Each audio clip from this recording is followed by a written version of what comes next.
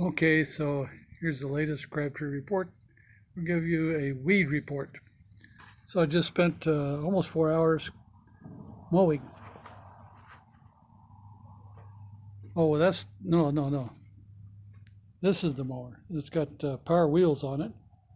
And part of the mantra to get rid of the weeds is to mow them when you can't get them taken out manually. And so there's my manual outfit over there. And here's my power outfit. And I got a lawnmower that I have to walk behind, and that was partially because the instructions from the doctor were to get enough walking in today. So I'll give you a little tour, and these videos may be a little bit longer, but I have a lot to say, and then I'm going to say personal stuff. I realize you shouldn't say personal stuff, but my life has been rather boring. Here's my shock. Look at that shock. Well, actually, what I did was put some logs together there, and I'm going to go through, and this is actually black pollen, and this one probably be yellow. But I'll take these off and dry them, see if I can get some pollen for Indian ceremonial use. Not that they would use them. Oh, look at this. See how nice and clean this alley is? But see farther down, see the weeds? And first row is all like that. And so the idea today was to mow these down, because what happens is they continue to the word regurgitate comes to mind, because I'm really kind of sick of dealing with them, but that's such as life. See, like I've got some grass growing that I've actually weeded around, left the grass, but I've got to get back through here, and some of this corn, like this one, is laying down, and that's what you saw in my shock up there, is the laying down corn. I'll come back and cut these off. I decided to just sacrifice them, but this is the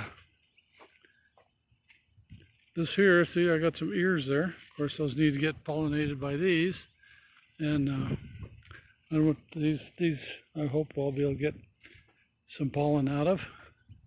What happens is this pigweed, or what is it, Anacea or whatever? It's like a grain type thing, and they I discovered that if you don't do something with them, they'll just keep coming back and coming back. And so my big experiment here is to mow them. And of course here I've got to come back on these, or I didn't get them because here's one here, and let's see if I. So this little guy here says lots and lots of seeds. If I don't get this one out of here, it'll go to seed and create more. And oh, this one really looks ripe. So I learned the hard way, if you don't take care of them, they keep coming back, and I've been chopping them. So I don't know if chopping helps, but mowing will take them down. But even then, here's this little guy here, got seeds. So the field back here looks like it's got grass, but that's all this pigweed and a combination of other weeds. And this is an area that I cleared back here. So Jim thinks I have ADD because I shift from one thing to the other, but as I'm doing something, I see issues. And so I don't know if you can see this. This is what we here in New Mexico call goat heads. And they're goat heads because the seed, this one doesn't. I'll probably go out and pull some of these today. The idea is to get them before they go to seed, because they have a seed that looks like the head of a goat, and it's got prongs on it. And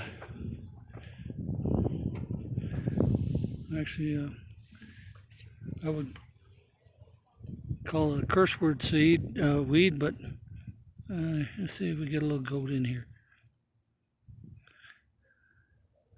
Here's one forming. So this guy, where we got? Wow. I can't, oh, here. So that little guy's got all that, and if I were to throw that down there, it would dry up and give me another one of those. So a very prolific plant. And what I've been doing with all this has been cleared out. It stays fairly clear. I got to go back and redo it and pick out the little ones that are growing. But there's a lot of work to be done. But I decided to start a large, so put that goat head in there. But I would call it a goat compost pile. But most compost piles are compact, so I'm not sure where it's going to go. This black stuff is what accumulates under the mower, because this pigweed is very liquidy, and so you can see one here. So this is pretty easy to get out. I don't know if I can pull this one. Let's see. It comes right out and so you can use a hoe on it or whatever. And so we'll get it out, and that's after and of course there's grass back here. So I think I'm hoping this is similar to orchard grass, which I have a bunch of seed for. And one of the reasons I think the weeds came back so strong is I took and rototilled it, but my rototiller is like a small lawnmower. So I had to walk behind that thing, and it's electric cord. So I have like 200 feet of electric cord, and I come all the way back here, and all this has been rototilled once. And then after rototilling, it just gave these weeds a big opportunity to grow. And over there, this is what's going to be eventually a horse area.